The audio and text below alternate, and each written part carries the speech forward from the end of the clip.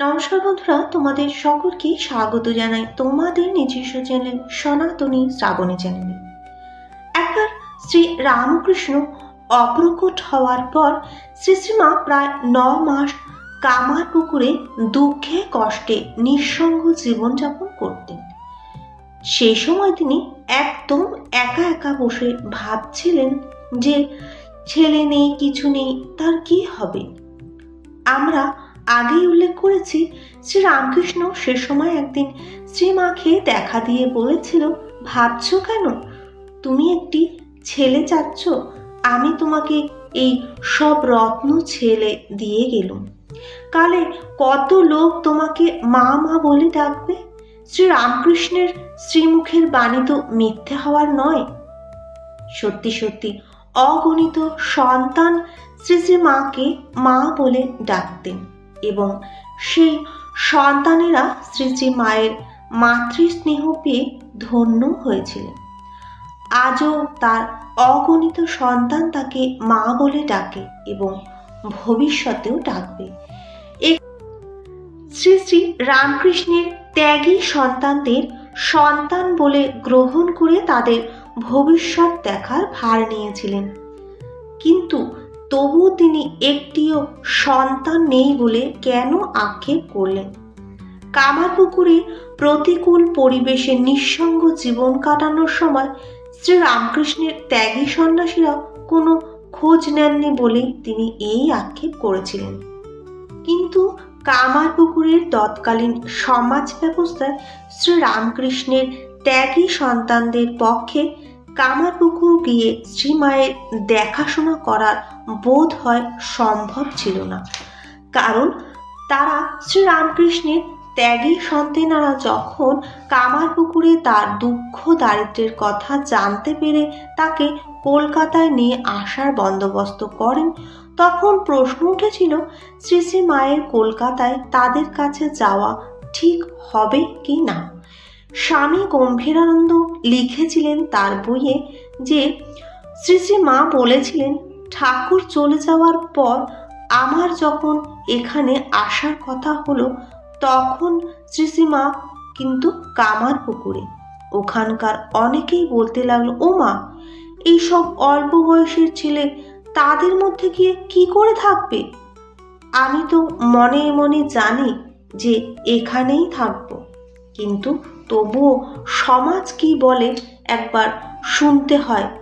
তাই অনেকে জিজ্ঞাসা করেছিলেন তিনি। কেউ কেউ আবার বলতে লাগলেন, তা যাবে বই কি, তারা সব শিষ্য। আমি শুধু এটাই শুনি।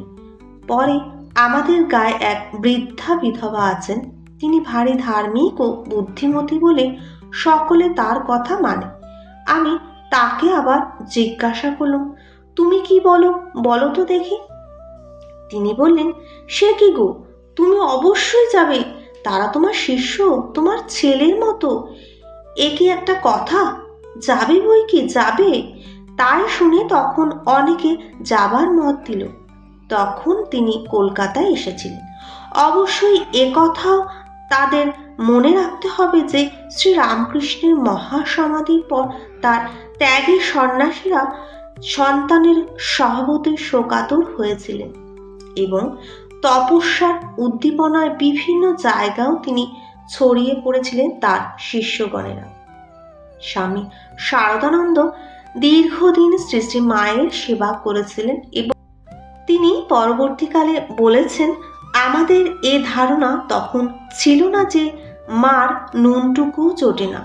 শ্রী রামকৃষ্ণের অন্তর্ধানে শোকগ্রস্ত হয়ে যতই তারা তপস্যা পিপাসু হয়ে থাকুন না কেন, কামারপুকুরের সামাজিক পরিবেশ অনুকূল হলে শ্রী রামকৃষ্ণের ত্যাগে সন্ন্যাসীরা কামারপুকুরে গিয়ে শোকাতুর শ্রী মায়ের খোঁজ করতেন না, একথা ভাববার কোনো কারণই নেই।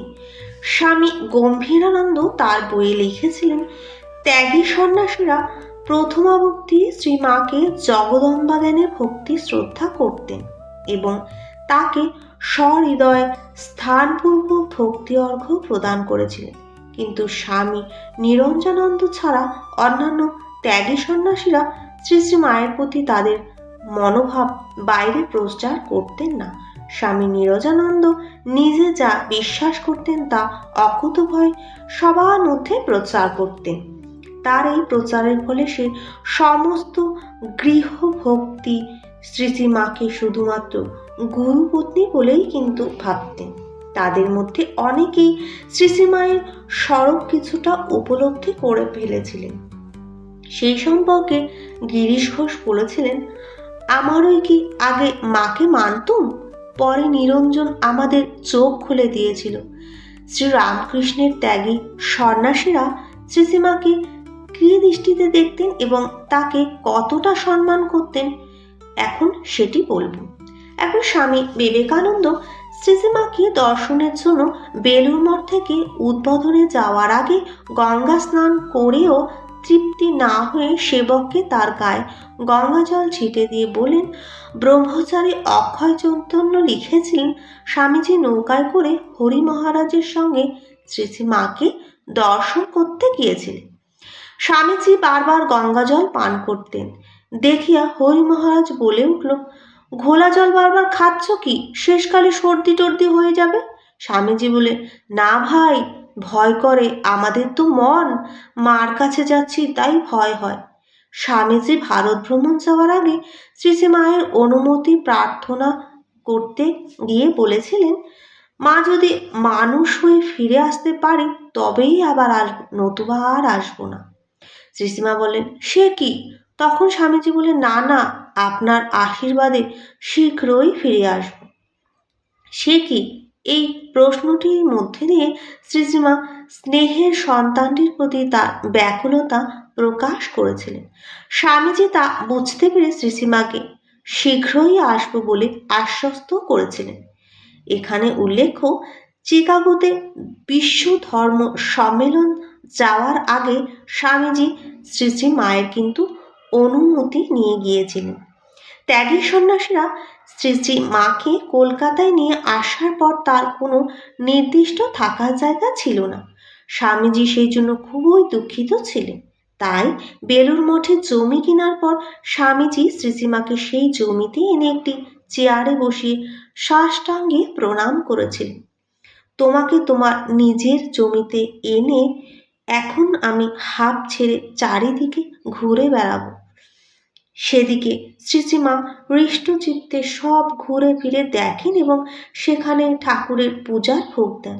তার ত্যাগী সন্ন্যাসীদের থাকার একটি স্থায়ী জায়গা হয়েছে দেখে শ্রীশ্রীমা সেদিন খুব আনন্দিত হয়েছিলেন। শ্রীশ্রীমা বেলুড় মঠে স্থূল শরীরে বাস করেননি, কিন্তু উৎসবাদিতে বেলুড় মঠে তার শুভাগমন হতো। শ্রীশ্রীমায়ের জন্য যে বাড়ি নির্মাণ করানো হয়েছিল কলকাতায়, সেটি ছিল শ্রীশ্রীমায়ের স্থায়ী বাসস্থান। শ্রীশ্রীমায়ের মর্ত্যজীবনের শেষ কয়েক বছর স্বামী সারদানন্দই ছিলেন তার প্রধান সেবক।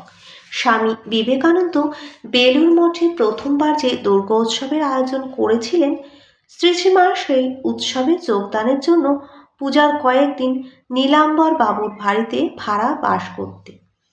সেবা পুজোর সংকল্প শ্রীশ্রী মায়ের নামেই করা হতো।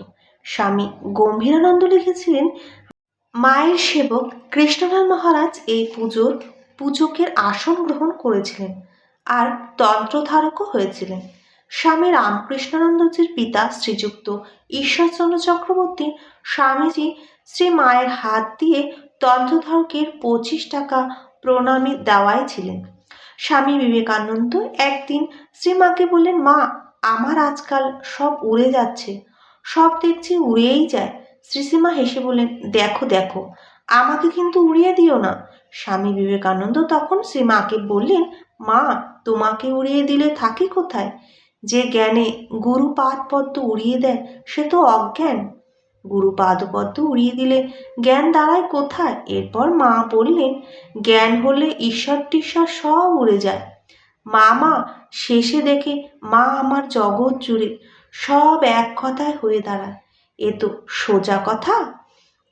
স্বামী বিবেকানন্দ বলেছেন, রামকৃষ্ণ পরমহংসদেব ঈশ্বর ছিলেন কি মানুষ ছিলেন, যা হয় বলে দাও, কিন্তু যার মায়ের উপর ভক্তি নেই তাকে ধিক্কার দিও।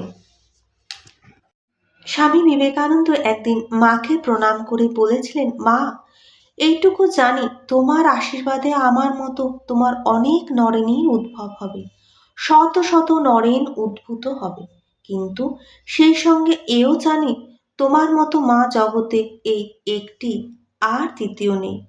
ব্রহ্মচারী অক্ষয় চৈতন্য লিখেছিলেন, রাচিতের স্বামী শুদ্ধানন্দ বলেছিলেন, আমেরিকা হইতে ফিরিয়া স্বামীজি মাকে দর্শন করতে গেলেন।